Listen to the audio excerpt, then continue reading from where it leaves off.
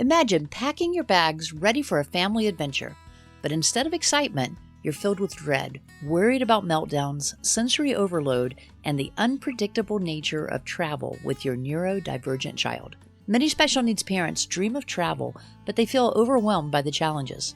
But what if I told you that accessible travel is possible, and that with the right strategies, your family can create unforgettable memories? In this episode of the Water Prairie Chronicles, we're diving into the world of accessible travel for neurodivergent families, offering practical tips, expert advice, and real-life stories to help you turn travel dreams into reality. Welcome to the Water Prairie Chronicles, a podcast dedicated to supporting and empowering special needs parents. I'm your host, Tonya, and I'm glad you're here. Today I have a very special guest, Jenifer Breaux. She's the author of the books Travel is Possible and Everyone Deserves to Travel. Jenifer is a retired Army veteran with nearly 30 years of service to our country, taking her all over the world. Those experiences ignited a passion for both service and travel, leading her to open JB Travel Pros 6 years ago. As a Dream Vacations franchisee, she now helps others create their own dream trips, designing luxury experiences from coast to coast. But Jenifer's expertise goes beyond crafting perfect vacations. As a mother of 2 incredible autistic young men, she's also a passionate advocate for families and caregivers of special needs children. Today, we're tapping into both her travel expertise and her firsthand experience as a special needs parent as we dive into the world of accessible travel for neurodivergent families. We're going to be discussing everything from planning your first overnight trip to navigating amusement parks and airplane travel. Whether your child has autism, ADHD, sensory sensitivities, or other neurodivergent needs, you'll find valuable insights and practical strategies in this episode. So grab a cup of coffee, settle in, and get ready to be inspired. Jenifer, welcome to Water Prairie. I am so excited to be here with you, Tonya. I have followed your podcast, and you just do such amazing work for our community. Oh, thank you. That's very sweet of you. Now I've introduced you a little bit already, but listeners, I wanted you to know a little bit of where Jenifer's coming from.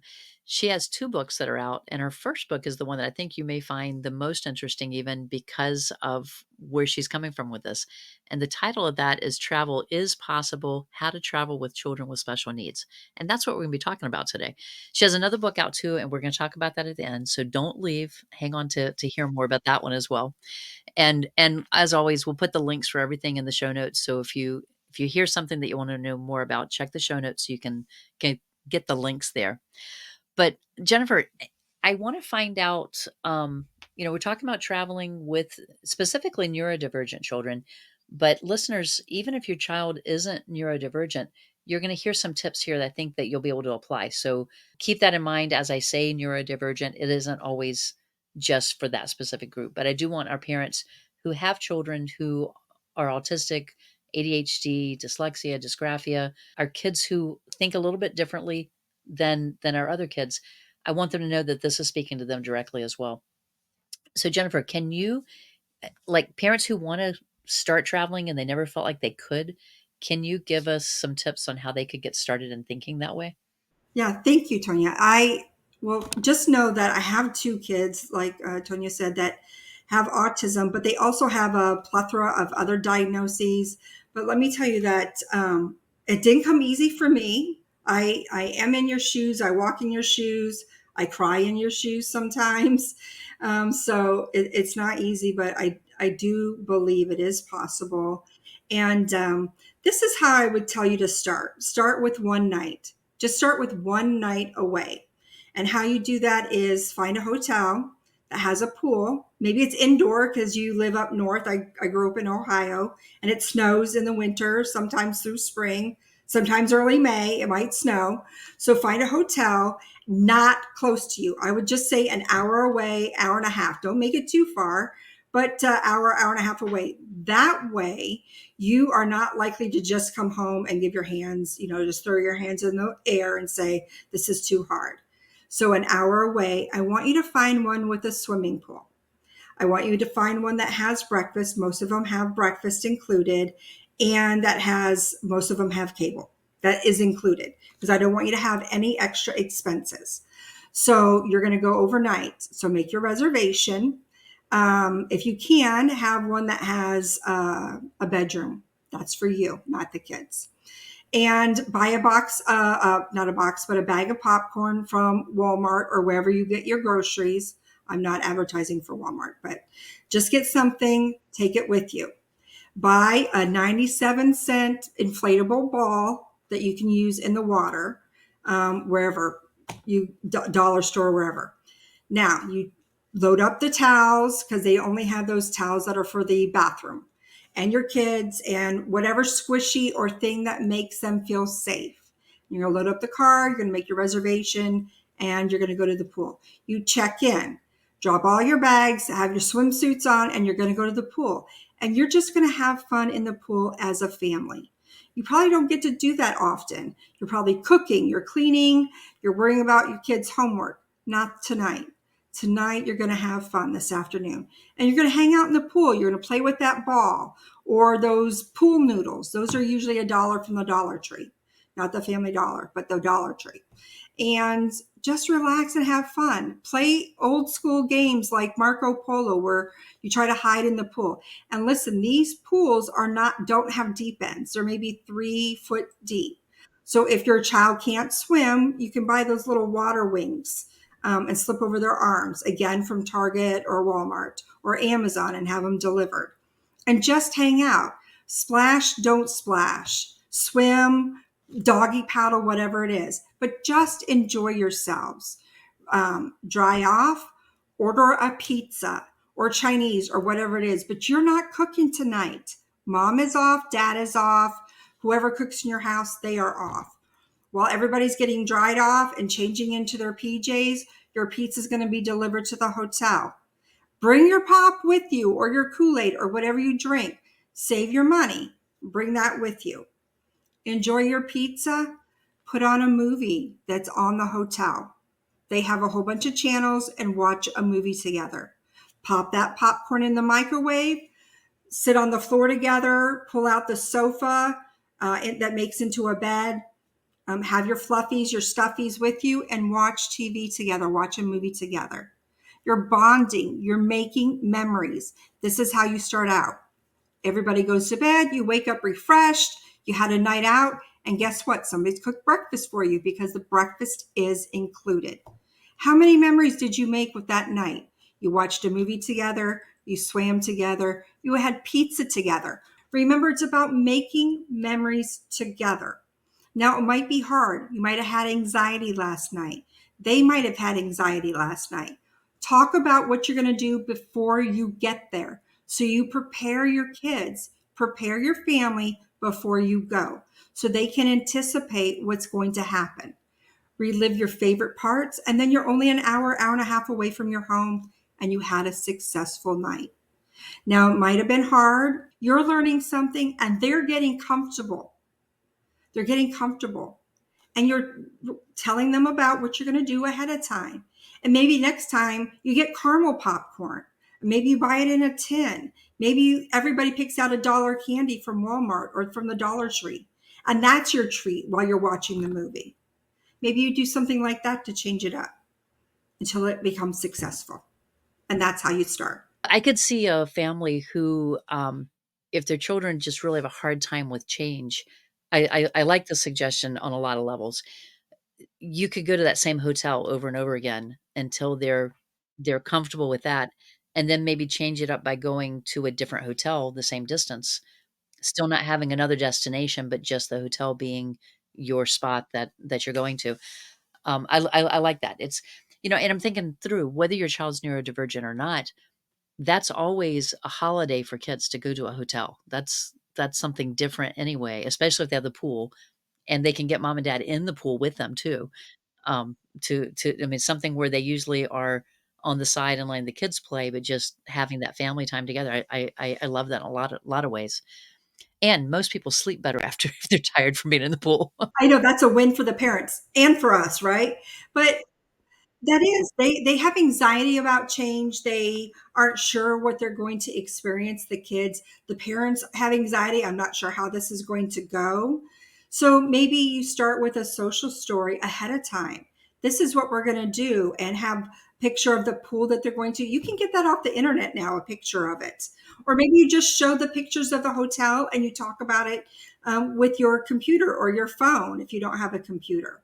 And yes, you do. I'll tell you that we go to Hard Rock Cancun. We've been there 3 times. Do you know why? Because our kids are familiar with it. The staff knows us. I know there's 500 rooms, but they know us. My eldest son felt comfortable going to the coffee shop by himself the second time we went. That's a huge win. And he took his brother.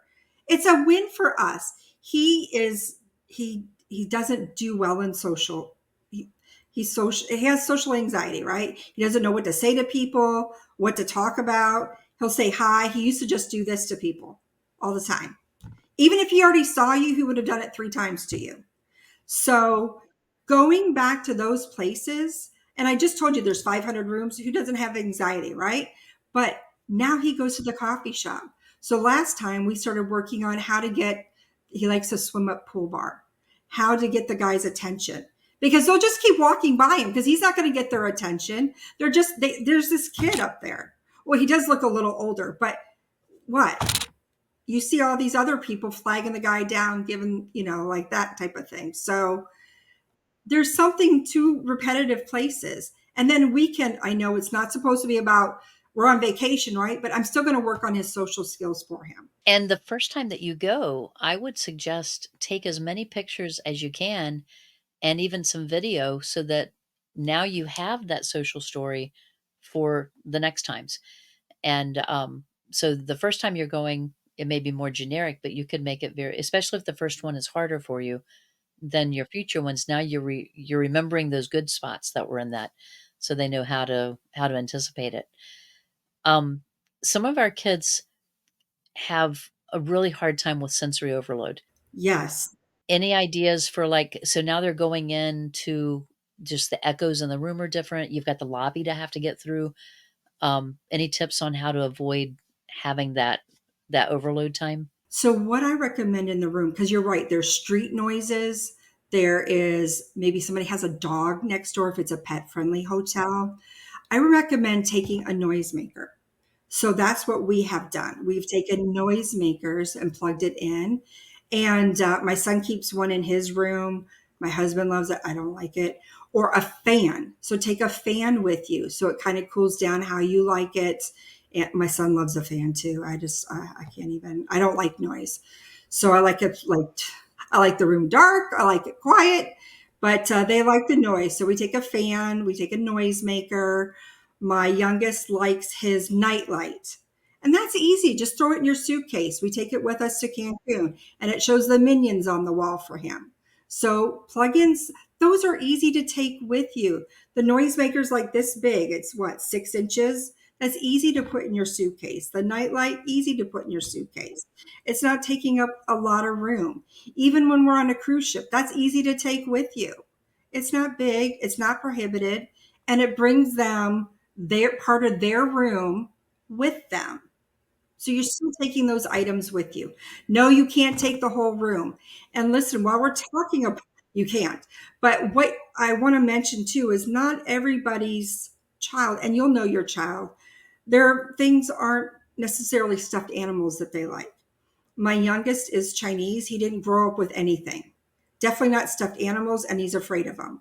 But he likes, we take a little box of Legos and a couple Matchbox cars for him. My eldest, he likes the same 2 books to sit on a nightstand near him. They're worn out. We know it, but he takes them. They're his comfort item. So that's what we take. So, and again, you can't take the whole room with you, but you can take those 2 little items and they fit in your little carry-on suitcase. So you're mentioning going to places that are not just down the road for you. How did you handle airplane travel the first time? Okay, that was ugly too. So let's just put that on the floor right now. That was ugly. Well, Jacob, we adopted him when he was 9 months old.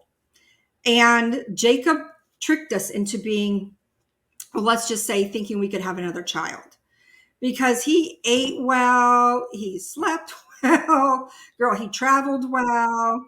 He was great. Later on, we found out that he had depression and anxiety, and that became a game changer. Um, and it presents itself differently. But Noah, it was hell. I'm just going to say it was hell. Before he got his diagnosis of ADHD, he was kicking the seat in front of him. He was just not sitting down. I don't think he'd ever been in a car. So he had none of that access to anything. He was from rural China. Yeah. So none of that. He just didn't. And, and he wasn't looked after. He wasn't cared for. You could tell by some of the mannerisms that he had been in a crib for a while. And so you have a challenge of putting on a seatbelt. Not grew up with that. You had a challenge of sitting in a seat because he has severe ADHD. You have the channel of he wasn't verbal at the time, so he couldn't communicate with you. So he had a lot of challenges. First airplane ride was 14 hours to the US. And then I took him up to Ohio to see my mom. So I had little plane toys. I had none of that. Girl, that was out the door. So then I had to forget about it. So then I had to rethink about fidgets. I had to think about old school games. And that's what we do now. We do old school games when we're standing in line. I just made up another one the other day when we were standing in line, and it was like a sword fight with our fingers. So we just take two fingers and we're sword fighting. We do thumb wrestle. We do rock, paper, scissors. We see how someone can stand on our foot the longest. I spy. Think about childhood games that you played. So that's what I would recommend. I didn't get to your plane story question yet, but if you have to stand in your line to get a ticket, if you have to stand in your line to check in somewhere, or if you're going through the airport, like TSA pre-check, the TSA line. Think of old school games because they work. We're working on number counting with my youngest, so we do odds and evens. I spy. We had to get Noah used to that because he'd say, "I spy a green tree." So we work on those things. Kind of gave it away, kid. So we're working on that, and that works on the drive too. So if you're driving to your hotel, think about those old school games. Or we play backseat boogie, and we put on a radio station and we jam out and try to sing the songs. And I'll be like, "Oh, it's your turn. It's your turn." So we take turns singing the songs. Don't waste your money on expensive headphones. Get the ones that put in your ear or over the head, but you have to have the kind that plug in now. You can't have the Bluetooth. They're still old school on there. Or get tech, buy little fidgets. I get a box from Amazon that has 20 or 40 in it because you don't want to give them all at once. You want to be able to change it up. I found this fantastic one that's a fidget spinner, but it also is a popper, those popper ones. So it's like a two in one. I love it. I gave those away at an event. Those are fantastic. And they also help with folks that have dementia. So I had some folks that had parents that had dementia. And so I gave them to those and they loved it. So that's what I recommend on a plane. Snacks, take snacks. Yes, sometimes they give it, sometimes they don't. Sometimes you don't like them. Take your own snacks. As you're sharing all that, so the kids and I would travel at times from Massachusetts down to North Carolina, and so it would just be me driving, and I would make a paper bag for each state that we were going to go through. And as we crossed the border, they could open the bag. So it was just something new, and it would have a snack in there. It would have a coloring page or a game or something that they could do in the car. And it didn't take a whole lot to plan it. As they got older, that became like a map that they were coloring in. So every time they would cross in, they could color in a new one. And we would do the games. 20 questions was a big one we would go into. I Spy we always played.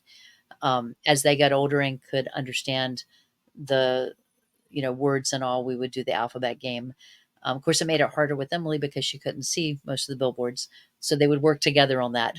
And so, but it would, because license tags are kind of hard to see whenever they're rushing past you. But yeah, but those are the things we would do, and we would like you're saying, we would do the counting games. We would quiz each other on stuff to see who could do something faster. Anything to occupy the time as you're going. And we would also, if it was just me driving, we would stop I would pick out a couple things along the way, and we would just stop and either play at a playground at a rest stop, or if there was an IKEA, we would walk through IKEA, not shopping for anything, but just it got my legs moving, but it got theirs moving too. And they knew they were safe to jump on the beds if they wanted to, so we could get the exercise as we're going. You're right about rest stops. We would pack a lunch and take a ball with us. So we were always, the kids can't, with their processing speed, they can't catch a ball. So it's basically chasing the ball around for a while, stretching, you're right, stretching our legs. You know, Walmart used to have these pack and go bags. So it would have stickers, a coloring book, I think not magnets, something else in the crayons. I'd love to take those to church with me and in the car, but I haven't seen those in a long time. But I would use those up till probably they were 10. I still have some in my cabinet half done. But it was great because it was $1. And it entertained them for over an hour, 2 hours, coloring and stickers. But I haven't seen them in a long time. But I like your idea. You could do it yourself. Throw in some crayons, stickers. I'm always getting stickers from something. And it was cheap stuff. Sometimes we would, when the kids were young like that, if I would let them go, we go to Wendy's or McDonald's, wherever. And if there was a Happy Meal, I would keep the toy out, so they never knew they got it in the meal. That's when they would get it, was on our car trips. Oh, clever. You're so clever. So they were set aside for that. Or if it was something that they had not played with for a long time, I might throw that back in as something new.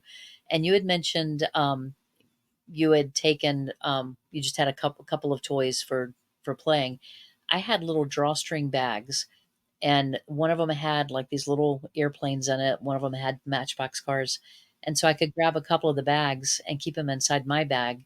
And if we're sitting in a waiting room somewhere, or like even picturing, I didn't fly with Christopher, but with my daughter, I flew with her when she was little.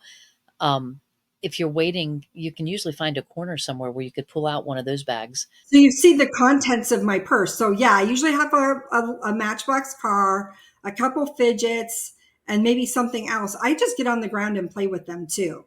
Um, but also when I'm networking, if I forgot a commercial, I can give a 30-second commercial. I can whip out a car or something and make a commercial about that. Like, what else do you have in your car, in your purse there? So yeah, I guess it's the life of being a mom. We talked about waiting in line if you're waiting to get a ticket or something like that. Any tips for those who are going to venture to an amusement park? Yeah, don't go in the summer. It's miserable in Florida. But if there, you know, I love Sesame Street. So if you have a little bit younger, Sesame Street up near, well, where you used to live, I love that place. They were so kid friendly, autism friendly, neurodivergent friendly. They are a fantastic place. The lines aren't too long. Everybody could get us. I felt like everybody could get a seat at the parade. I think we did go in the summer or the fall because it gets warm up there too. But waiting in line, yeah. So some of the same games, like I said, waiting. Who can wait on your foot the longest? We did some of the same things like thumb war. I Spy could work depending on your vision. Also, can you pick out somebody maybe with the curliest hair, the straightest hair, the longest hair? Somebody who has a striped shirt on. Do you see somebody with a Harry Potter shirt or a controller shirt? Because you know everybody's wearing stuff with gaming on it now. Or I know our kids are into, like I said, gaming, Minion shirt. If you're up at yeah, especially if you're at Universal, who has a Minion shirt on? Who has a Harry Potter shirt on? If you're in Disney, who's wearing what? Who has the best mouse ears that you like? Something like that. That's theme park specific. We talked about how you're getting started. You're going to the hotel, you're kind of practicing these skills a little bit. Um, you've traveled beyond just going to Disney or Sesame Street or Cancun. What are some fun types of destinations that families could realistically think about if their kids are, let's say, between like 4 and 12, and they're trying to get to as a first destination beyond just the hotel? Well, I think an all inclusive is a great place to start because they don't have to worry about losing them at, let's say, Palace of Versailles, which is very, very huge. And all inclusives have water parks now. They have water slides. They have lazy rivers. They have activities for 4 to 12. There's a kids camp. The kids can go or they don't have to go, but that's a place I put my kids in. At one resort, Jacob was at 12, so and Noah's probably not going to go. His older brother's not there. So there's activities at the resort as well. There's also guacamole. There's silent discos. So there's family activities to do as well as, well, I'm going to say the water park's a family activity because we go there too. But there's other activities besides just water activities. There's beach. So some of them are on the beach. Now let me tell you something about the beach. My kids are different. One is sensory seeking. That's my oldest, who loves the beach, likes to dig in the beach, likes to bury your feet, likes to jump the waves. He's sensory seeking. He loves it. He used to fall down on purpose because he was seeking those inputs. My youngest hates the beach. He doesn't want to step on it. If we drive to the beach here, he doesn't want to even get out of the car. He's like, all done, been here, done that, all done. That's what he'll say, all done, done. So he doesn't really want to go to the beach. I make a command performance. Everybody's going to do it one day. So I recommend an all-inclusive. Now, usually Cancun is the least expensive, but I will tell you, don't go on spring break. Look for an alternative place or river. We accidentally did that once, and it wasn't that enjoyable. Although if you go early, like we're always up early, like I said, 6 a.m. on the dot, then that will be fine because college students aren't out there that early. Dominican Republic is a wonderful place because if you wanted to do some excursions like interact with monkeys, my eldest loves animals, then he and I go do that. Yeah, I think he's going to be a vet tech or a vet assistant. He loves animals. So you could do that or swim with something. Although you can do that in Cancun too. Swim with a sea lion, swim with a dolphin, those kinds of things. You can do those in smaller groups. So again, if you have anxiety about something, if you want to have a smaller group, those are possible as well. So that's why I recommend an all-inclusive. Cruise might be too many people for you. But that might be the next step, a 3-day to see if you like it or not. It's hard getting on because it's a lot of sensory input. Once you're on, people disperse. Same with an all-inclusive. You might have heard 500 rooms, 600 rooms, but you don't have 600 people sitting on top of you at the pool. And there's usually multiple pools. And there's some for adults only, or like I said, we're up at 6 a.m. We're at the pool by 8:30 or 9.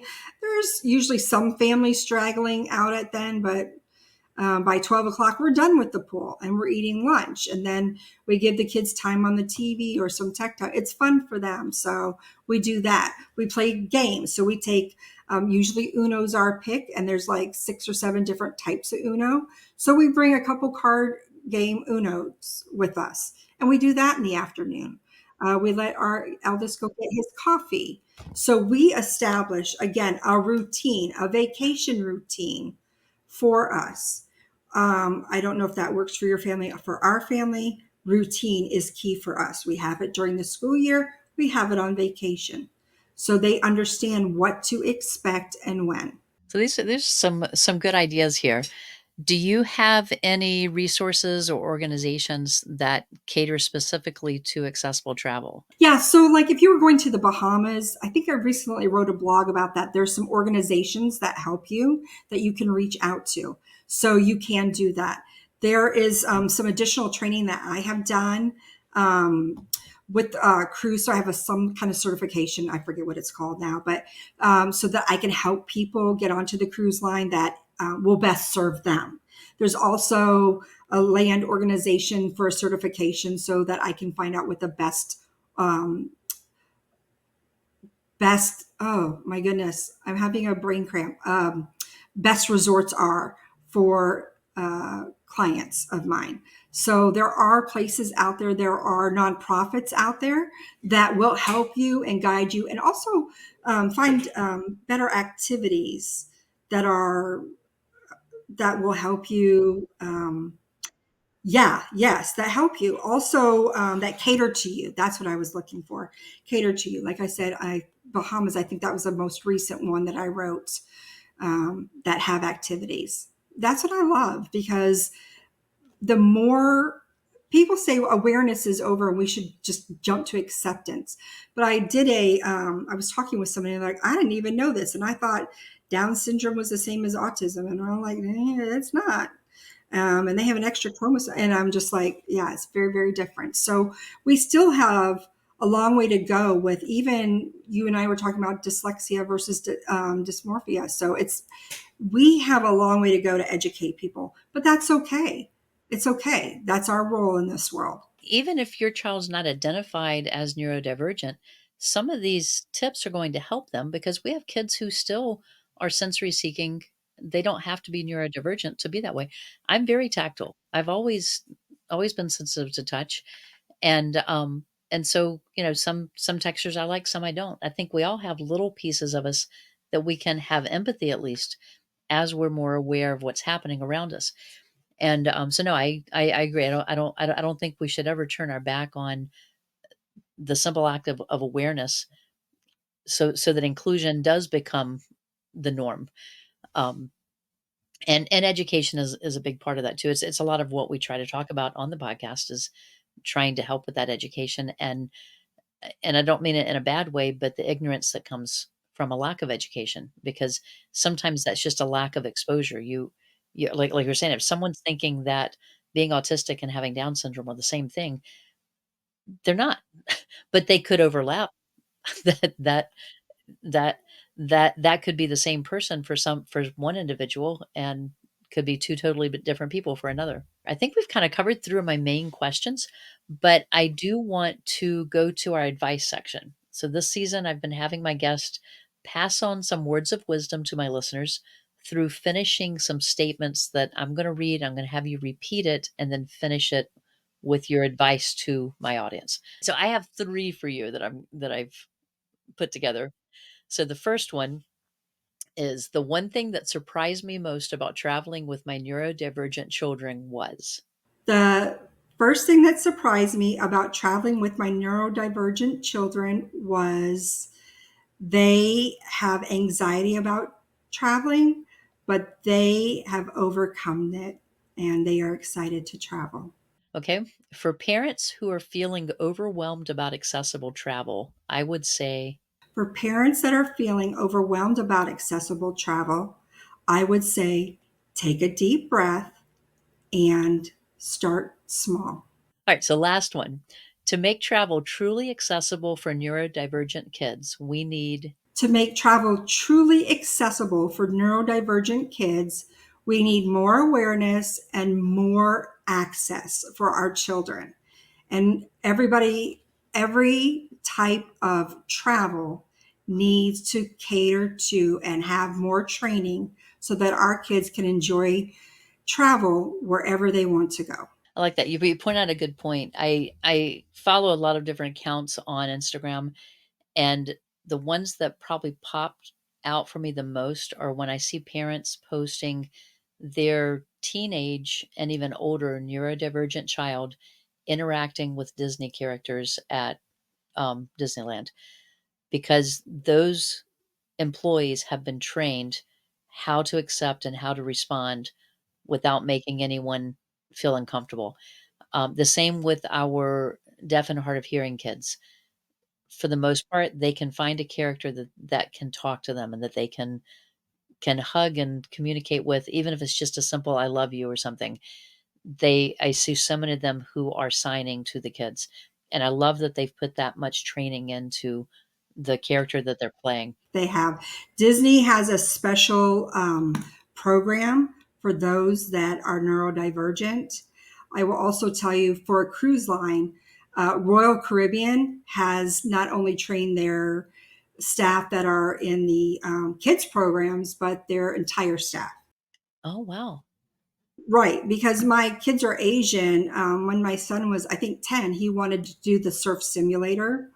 And so he thought that my son didn't speak English, which, okay, let's put that aside. So I went up there and I said, "What's the problem?" And he's like, "I don't think he speaks English." I said, "He has autism."